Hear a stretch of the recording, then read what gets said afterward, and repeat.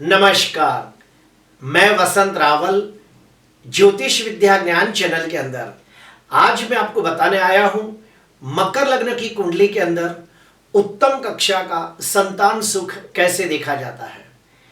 मकर लग्न की कुंडली के अंदर आज मैं आपको 19 प्रकार के अलग अलग नियम बताने आया हूं और इन नियमों के आधार पर हम लोग ये सुनिश्चित करते हैं कि व्यक्ति को संतान सुख कैसा प्राप्त होगा। तो आइए देखते हैं। अगर कुंडली के अंदर यहां पे 10 नंबर लिखा हो तो समझ जाना ये मकर लग्न की कुंडली है। पहला नियम, मकर लग्न की कुंडली के अंदर पंचम भाव के अंदर शुक्र स्वगृही होकर बैठा हो तो ऐसे व्यक्ति को शुक्र की महादशा, अंतर्दशा, प्रत्यंतर दशा के अंदर उत्तम कक्षा का संतान सुख प्राप्त होता है। दूसरा नियम, पंचमाधिपति शुक्र दसम भाव के अंदर स्वगृही होकर मालव योग नाम का पंच महापुरुष राजयोग बनाता हो तो ऐसे व्यक्ति को बहुत ही सुंदर, आकर्षक, तेजस्वी, प्रभावशाली, नसीबदार संतान का सुख प्राप्त होता है। लेकिन कब? जब शुक्र की महादशा, अंतर्दशा, प्रत्यंतर दशा आती है तब। तीसरा नियम, पंचमाधिपति शुक्र तीसरे भाव के अंदर उच्च राशि में बलवान होकर बैठा हो तो ऐसे व्यक्ति को बहुत ही मेहनतू, साहसिक, पराक्रमी संतान का सुख प्राप्त होता है। चौथा नियम, पंचमाधिपति शुक्र प्रथम भाव के अंदर स्वगृही शनि के साथ अंशात्मक युति करके बैठा हो तो बहुत शुभ मानते हैं। क्यों? क्योंकि यहां पर लग्नाधिपति शनि स्वगृही होकर शश योग नाम का पंच महापुरुष राजयोग बनाता है तो ऐसे व्यक्ति को बहुत ही बुद्धिमान, गुणवान, तेजस्वी, प्रभावशाली, स्वमानी, स्वाभिमानी, सुंदर, आकर्षक व्यक्तित्व रखने वाला संतान का सुख प्राप्त होता है। पांचवा नियम, पंचमाधिपति शुक्र प्रथम भाव के अंदर उच्च के मंगल के साथ अंशात्मक युति करके बैठा हो तो भी बहुत शुभ मानते हैं। क्यों?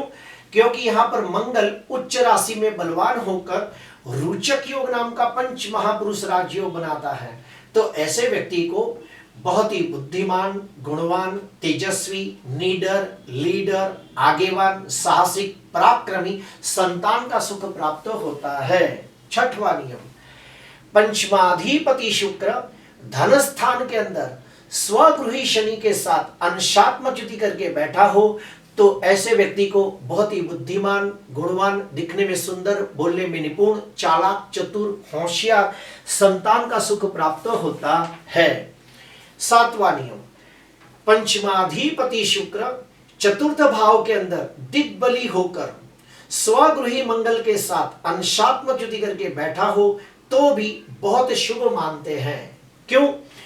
क्योंकि यहां पर मंगल स्वगृही होकर रोचक योग नाम का पंच महापुरुष राजयोग बनाता है तो ऐसे व्यक्ति को बहुत ही तेजस्वी, प्रभावशाली, नसीबदार, साहसिक, नीडर, लीडर, आगेवान और प्रतिभाशाली संतान का सुख प्राप्त होता है। आठवां नियम, पंचमाधिपति शुक्र चतुर्थ भाव के अंदर भाग्येश बुद्ध के साथ अंशात्मक युति करके लक्ष्मी नारायण नाम का राजयोग बनाता हो तो भी ऐसे व्यक्ति को उत्तम कक्षा का संतान सुख प्राप्त होता है।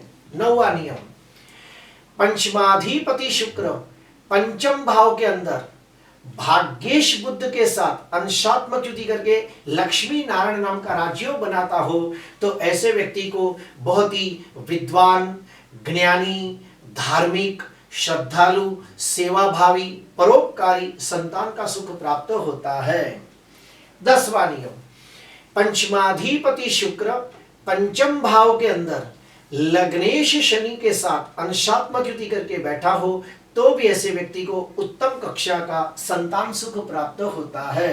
11वां नियम, पंचमाधिपति शुक्र पंचम भाव के अंदर संतान सुख का कारक ग्रह गुरु अगर उसके साथ अंशात्मक युति करके बैठा हो तो बहुत शुभ मानते हैं। क्यों? क्योंकि यहां पर शुक्र स्वगृही होता है और पांचवा भाव गुरु का कारक भाव है तो ऐसे व्यक्ति को भी बहुत ही विद्वान, ज्ञानी, धार्मिक, सुंदर, तेजस्वी, प्रभावशाली संतान का सुख प्राप्त होता है। 12वां नियम, पंचमाधिपति शुक्र सप्तम भाव के अंदर उच्च के गुरु के साथ अंशात्मक युति करके बैठा हो तो सोने पे सुहागा जैसा फल मिलता है। क्यों? क्योंकि यहां पर गुरु उच्च का होकर हंस योग नामक पंच महापुरुष राजयोग बनाता है और सप्तम भाव शुक्र का कारक भाव माना गया है। तो ऐसे व्यक्ति को भी उत्तम कक्षा का संतान सुख प्राप्त होता है। 13वां नियम, पंचमाधिपति शुक्र दसम भाव के अंदर स्वगृही होकर उच्च के शनि के साथ अंशात्मक युति करके बैठा हो तो यहाँ पे दो प्रकार के बड़े राजयोग निर्माण होते हैं। पहला, लग्नाधिपति शनि उच्च का होकर शश योग नामक पंच महापुरुष राजयोग बनाता है और पंचमाधिपति शुक्र स्वगृही होकर मालव योग नाम का पंच महापुरुष राजयोग बनाता है। तो ऐसे व्यक्ति को यशवान, जशवान, कीर्तिवान, तेजस्वी, प्रभावशाली, नसीबदार संतान का सुख प्राप्त होता है। 14वां नियम, पंचमाधिपति शुक्र 11वें भाव के अंदर स्वगृही मंगल के साथ अंशात्मक युति करके बैठा हो तो भी उत्तम कक्षा का संतान सुख प्राप्त होता है। 15वां नियम, लग्नेश शनि और भाग्येश बुध की शुभ युति पंचम भाव में होती हो तो भी उत्तम कक्षा का संतान सुख प्राप्त होता है। 16वां नियम, पंचमेश शुक्र और भाग्येश बुध की शुभ युति लग्न भाव में होती हो तो भी उत्तम कक्षा का संतान सुख प्राप्त होता है। 17वां नियम, पहले और पांचवें भाव के स्वामी आपस में एक दूसरे के घर में बैठ के परिवर्तन योग बनाते हो तो भी उत्तम कक्षा का संतान सुख प्राप्त होता है। पहले, पांचवें और तीसरे भाव के स्वामी आपस में एक दूसरे के घर में बैठ के परिवर्तन योग बनाते हो तो भी उत्तम कक्षा का संतान सुख प्राप्त होता है। और 19वां नियम, पांचवें और सातवें भाव के स्वामी आपस में एक दूसरे के घर में बैठे हो और परिवर्तन योग बनाते हो तो भी उत्तम कक्षा का संतान सुख प्राप्त होता है।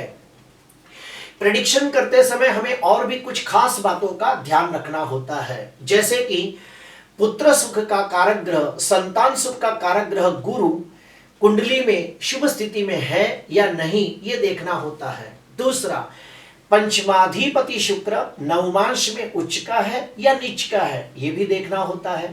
पंचमाधिपति शुक्र षडबल में बलवान है या बलहीन है ये भी देखना होता है। पंचमाधिपति शुक्र अस्त का तो नहीं है, मृत अवस्था में तो नहीं है ये भी देखना होता है। अभी हम लोग जानेंगे अशुभ फल कैसे मिलता है, तो सुनिए। पंचमाधिपति शुक्र अगर जो नीच राशि में निर्बल होकर बैठा हो तो ऐसे व्यक्ति को संतान सुख में विघ्न या देरी होने की संभावना होती है। पंचमाधिपति शुक्र राहु के साथ अंशात्मक युति करके 6वें, 8वें या 12वें भाव में बैठा हो तो ऐसे व्यक्ति को संतान सुख में देरी, विघ्न, अड़चने या रुकावटें आती है या फिर बुढ़ापे में संतान के द्वारा सुख प्राप्त नहीं होता। तीसरा, पंचम भाव के अंदर सूर्य ग्रहण, चंद्र ग्रहण, श्रापित योग, विष योग, संघर्ष योग, चांडाल योग जैसे अशुभ योग बनते हो और पंचमाधिपति शुक्र 6वें, 8वें, 12वें भाव में पाप ग्रहों से द्रष्ट या पाप ग्रहों से पीड़ित होता हो तो संतान सुख में विघ्न, देरी, अड़चने आती है। अभी हम लोग जानेंगे कि कौन से उपाय करने चाहिए।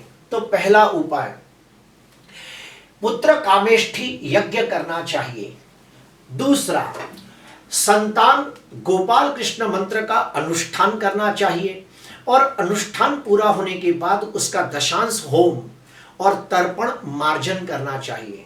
तीसरा उपाय, गायत्री मंत्र का अनुष्ठान करना चाहिए। अनुष्ठान पूरा होने के बाद उसका दशांश होम और तर्पण मार्जन करना चाहिए।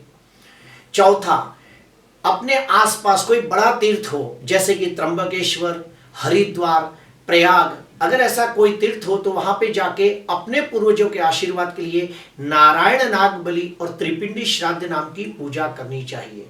उसके बाद हरिवंश पुराण का पाठ करना चाहिए और घर के अंदर श्री कृष्ण भगवान की पूजा आराधना करनी चाहिए। तो निश्चित तौर पे उत्तम कक्षा का संतान सुख प्राप्त होता है। आज के लिए बस इतना ही। नमस्कार।